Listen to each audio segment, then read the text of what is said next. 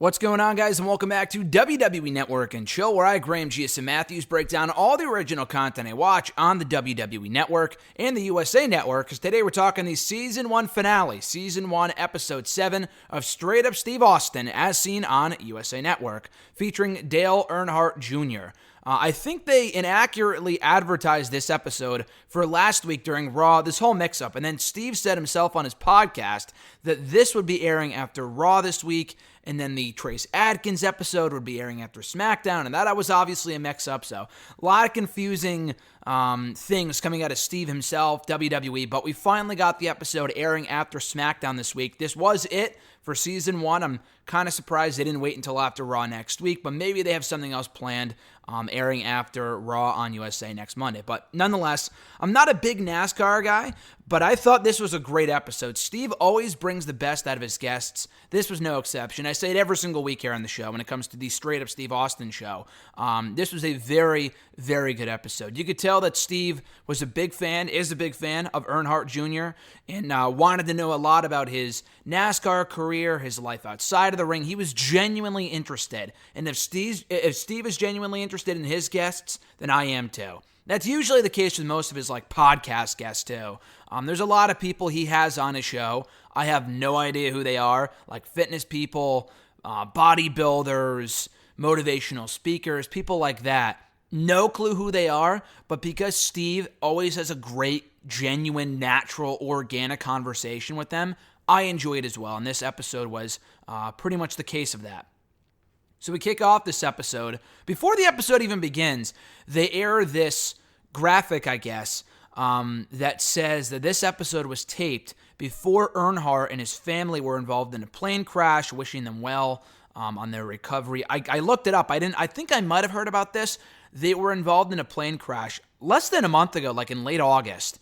And I think Austin said on his podcast, I believe this episode was taped before any of the others yet aired last, about a year ago. But I thought that was cool. They included that here to kind of wish his family well, so I thought that was awesome.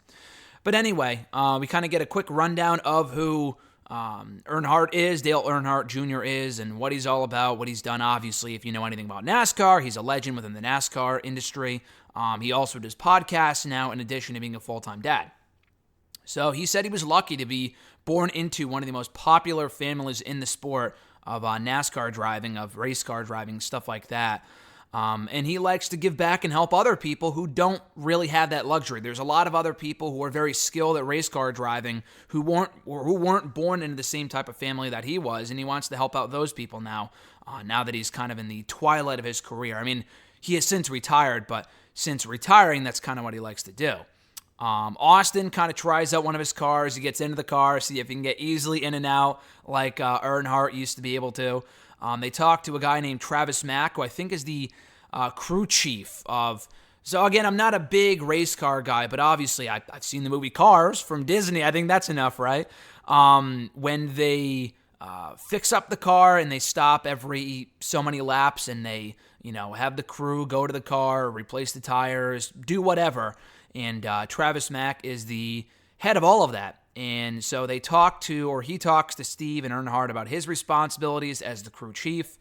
And they talk about how they recruit people from college and how people kind of get in that position and what goes into it. So both Austin and Earnhardt run the watch. They try it themselves. I forgot who did it quicker, probably Earnhardt. But both of them realized, wow, there's a lot more that goes into this than I realized. I think Austin said he did it in 28.91. I think it was Steve who said that. I think it was Steve who did it in about 30 seconds, which is really impressive for a guy that has zero experience with that type of thing. So yeah, like I said, Dale does it too. And Dale talks about how he didn't want to stop going into the track when he retired.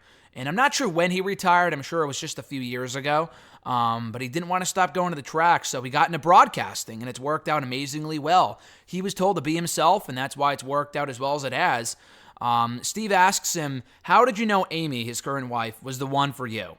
And he talks about how they met and their relationship. He said they met when he was 41, which is crazy. The guy doesn't look like he's over 35, but I guess he's in his 40s, early 50s. Must be late 40s, but yeah, he's that old, which is pretty crazy. And they've been together now for 10 years, so he must be in his 50s. That's fucking insane. And he said that she changed his life, because he always used to be a person who stayed in all the time, was kind of an introvert, and she brought that out of him. She kind of made him more, social and stuff like that.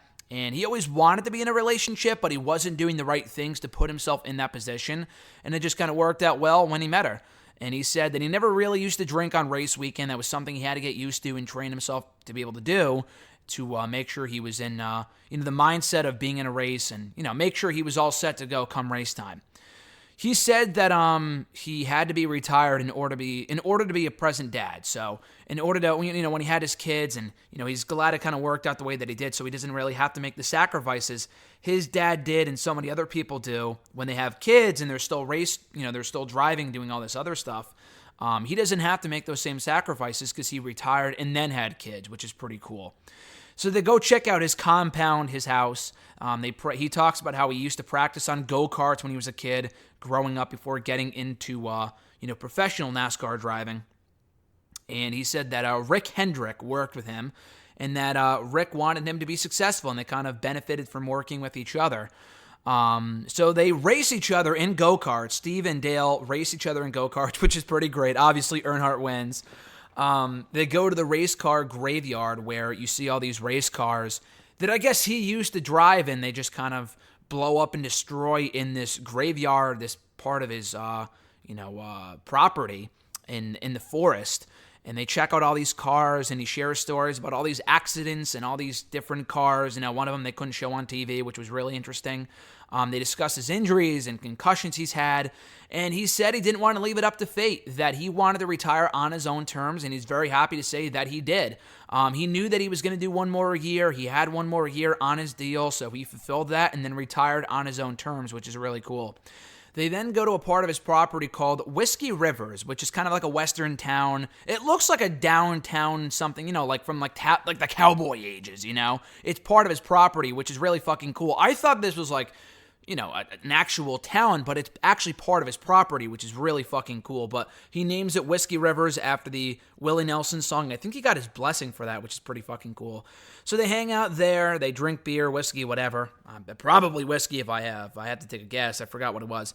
They praise each other, and then Steve says as the episode closes out, "I believe I'm in heaven." And I thought this was a great way to not close out just this episode, but the entire season of Straight Up Steve Austin. I've thoroughly enjoyed it. Most of these people I'm either aware of or know. Obviously, Becky Lynch, Gabriel Iglesias, Rob Riggle, I know, Sal Vulcano. I know Trace Adkins. I'm not overly familiar with him, and Dale Earnhardt Jr. But again, Steve knows these people. He's fans of these people. So to be able to hang out with them and do cool stuff, I think is really awesome. And it's made for great television over the past 6-7 weeks. So, definitely check out this episode, Season 1, Episode 7, the Season 1 finale of Straight Up Steve Austin, featuring NASCAR legend Dale Earnhardt Jr. And check out all the other episodes while you're at it. I couldn't catch this one live because it aired after SmackDown, so I watched 205 Live instead. But they're actually all available on USANetwork.com. I watched this as early as Tuesday morning, or rather Wednesday morning. So they're all up there, and if you have like an Xfinity account, Dish Network, whatever, you can log in with your credentials and watch the episodes there in full. With commercials, of course, but that's nothing major.